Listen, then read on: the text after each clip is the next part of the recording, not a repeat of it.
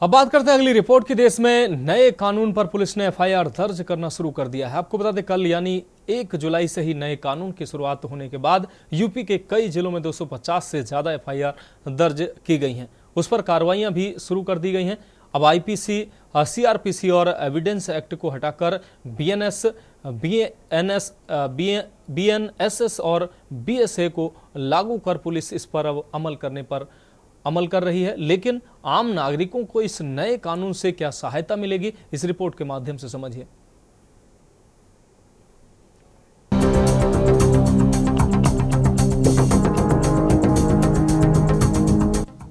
देश भर में पारित हुए नए कानून को लेकर चर्चा है कि आखिर इस कानून का फायदा जनता को कैसे और कब मिलेगा। भारतीय न्याय संहिता के बदलाव के बाद उसमें सजा के प्रावधानों के बदलाव से पीड़ित शख्स को इंसाफ कितनी जल्दी मिलेगा और अपराधी की कितनी कड़ी सजा होगी, इस पर चर्चा चारों तरफ है। दरअसल भारतीय कानून 2023 लागू होने के बाद भारतीय न्याय संहिता, भारतीय नागरिक सुरक्षा संहिता और भारतीय साक्ष्य अधिनियम के मायने पर गौर फरमाने की जरूरत है। नए कानून में बदली धारा 302 हत्या की जगह अब धारा 103, 307 हत्या का प्रयास की जगह अब धारा 109, 323 मारपीट की जगह अब धारा 115, 354 छेड़छाड़ की जगह अब धारा 74, 354 ए शारीरिक संपर्क और आगे बढ़ना की जगह अब धारा 76, 354 बी शारीरिक संस्पर्श और अश्लीलता की जगह अब धारा 75, 354 सी ताक झांक करना की जगह अब धारा 77, 354 डी पीछा करना की जगह अब धारा 78, 363 नाबालिग का अंडरण की जगह अब धारा 139, 376 बलात्कार की जगह अब धारा 64, 392 लूट की जगह अब धारा 309, 420 धोखाधड़ी की जगह अब धारा 318, 506 जान से मारने की धमकी देना की जगह अब धारा 351, 304 ए उपेक्षा द्वारा मृत्यु कारित करना की जगह अब धारा 106, 304 बी दहेज हत्या की जगह अब धारा 80, 306 आत्महत्या के लिए उकसाना की जगह अब धारा 108, 509 आत्महत्या का प्रयास करना की जगह अब धारा 79, 286 विस्फोटक पदार्थ के बारे में उपेक्षापूर्ण आचरण की जगह अब धारा 287, 294 गाली देना या गलत इशारे करना की जगह अब धारा 296, 509 लज्जा भंग करना की जगह अब धारा 79, 324 जानबूझकर चोट पहुंचाना की जगह अब धारा 118 1, 325 गंभीर चोट पहुंचाना की जगह अब धारा 118 2, 353 लोक सेवक को डराकर रोकना की जगह अब धारा 121, 336 दूसरे के जीवन को खतरा पहुंचाना की जगह अब धारा 125, 337 मानव जीवन को खतरे वाली चोट पहुंचाना की जगह अब धारा 125 ए, 338 मानव जीवन को खतरे वाली चोट पहुंचाना की जगह अब धारा 125 बी,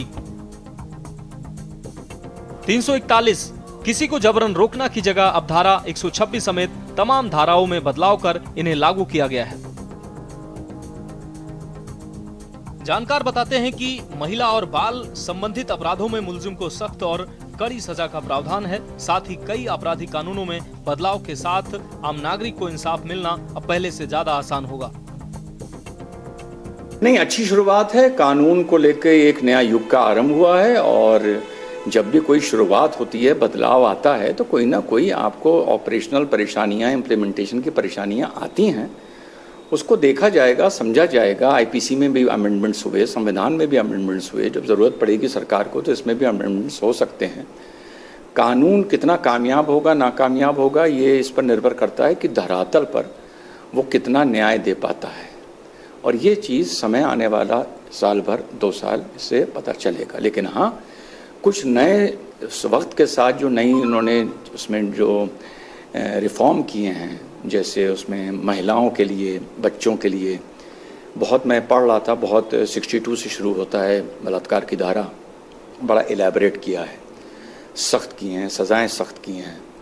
EFIR का जो प्रावधान किया है वो बहुत अच्छी चीज़ है।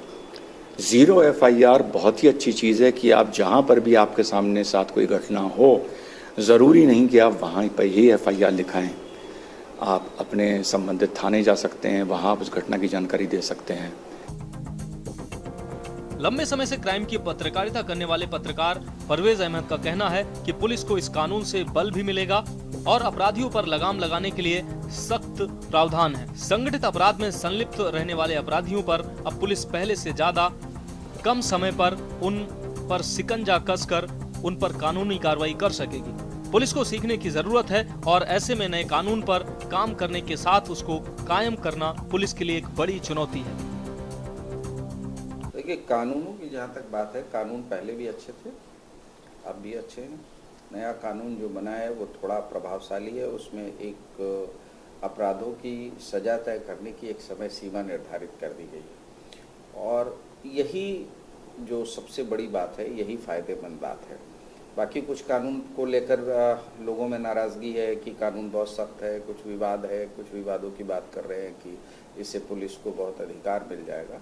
लेकिन जनता के लिए जो सबसे बड़ी बात है वो ये बात है कि जब भी कभी कोई अपराध हो तो उसमें त्वरित न्याय हो।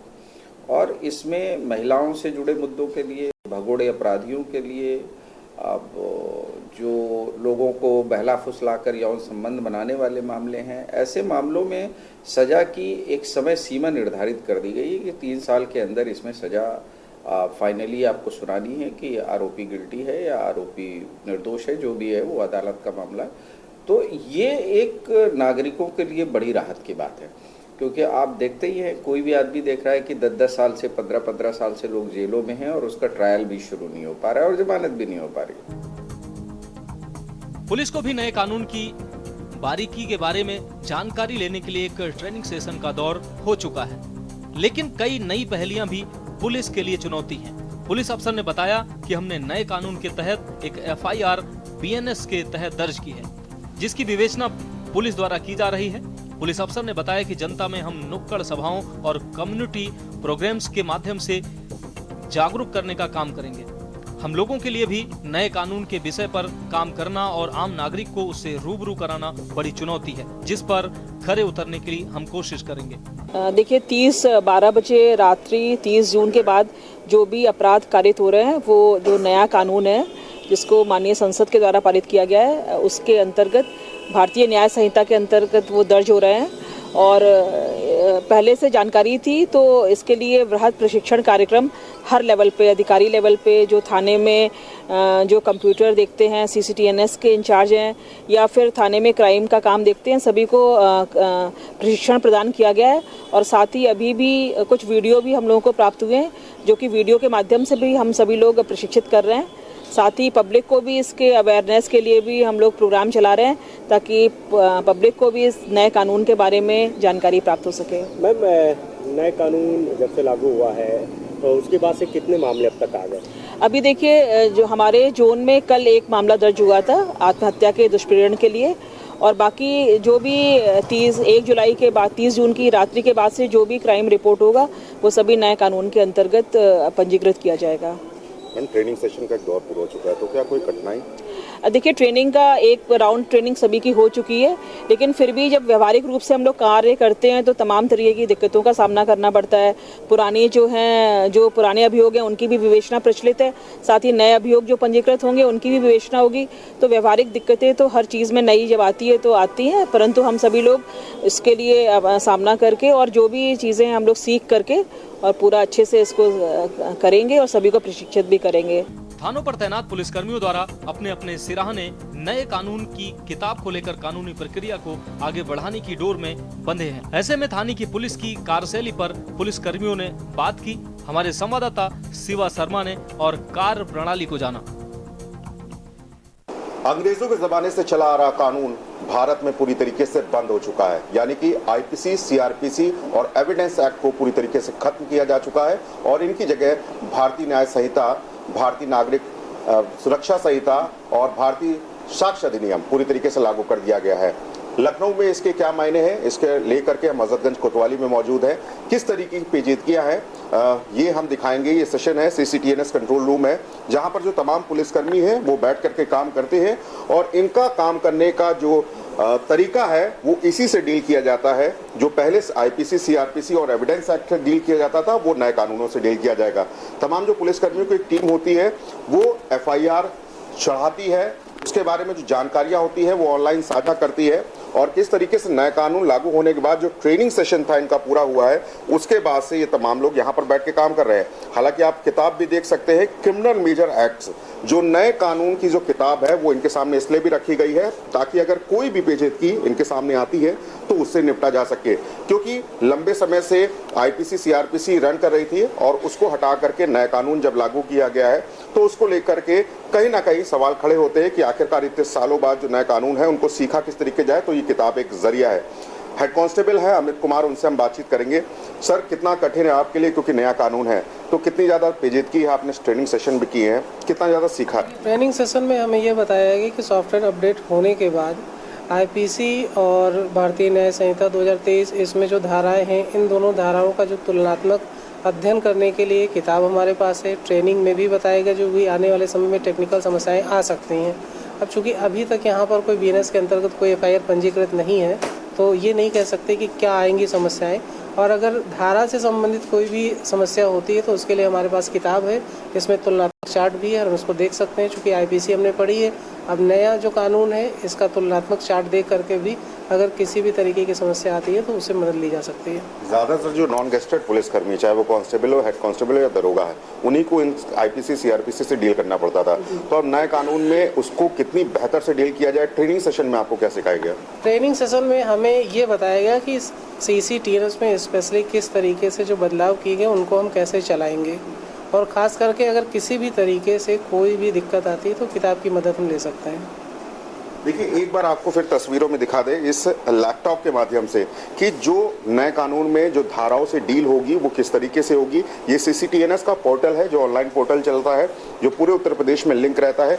कोई भी क्राइम नंबर अगर डालेंगे तो उसकी जो हिस्ट्री है वो पूरी ऑनलाइन पोर्टल में दिखा देती है। तो तमाम चीज़ों को लेकर के जो बदलाव किए गए थे उसको ऑनलाइन में किस तरीके से साझा करना है, इस बात की भी ट्रेनिंग दी गई थी। लेकिन भारतीय साक्ष्य अधिनियम, जो BNS एक है, भारतीय न्याय संहिता, और BNSS, ये तीनों कानून जिस तरीके से उत्तर प्रदेश के अंदर लागू किए गए हैं पिछले एक दिन में, यानी कि कल जो 1 जुलाई 2024 से ये तो तमाम कानून लागू किए गए हैं, उसमें कई FIR है और BNSS के तहत जो कार्रवाई थी वो उत्तर प्रदेश पुलिस ने की है। हालांकि ये जो प्रक्रिया है वो लंबे दौर तक चलती रहेगी, लेकिन अभी शुरुआती दौर में पुलिसकर्मियों को इससे डील करने में थोड़ी मुश्किलें जरूर आएंगी। जो पहले राउंड की जो ट्रेनिंग हुई है, ये कहा गया है अधिकारियों द्वारा कि अभी जो ट्रेनिंग का दौर है वो और किया जाएगा, लेकिन जो अलग अलग जिलों में जो FIR दर्ज हुई है, जो अलग अलग BNS की धाराओं में मुकदमे दर्ज हुए हैं, उसमें जो लॉज है उसमें अमेंडमेंट हुआ है, जिसमें चेंजेस आए हैं, उसको लेकर के कानून और ज़्यादा सख्त हुआ है। तो ज़रूर देखने की कोशिश है कि जो तमाम पुलिसकर्मी है, चाहे वो उत्तर प्रदेश के हो या किसी राज्य के हो,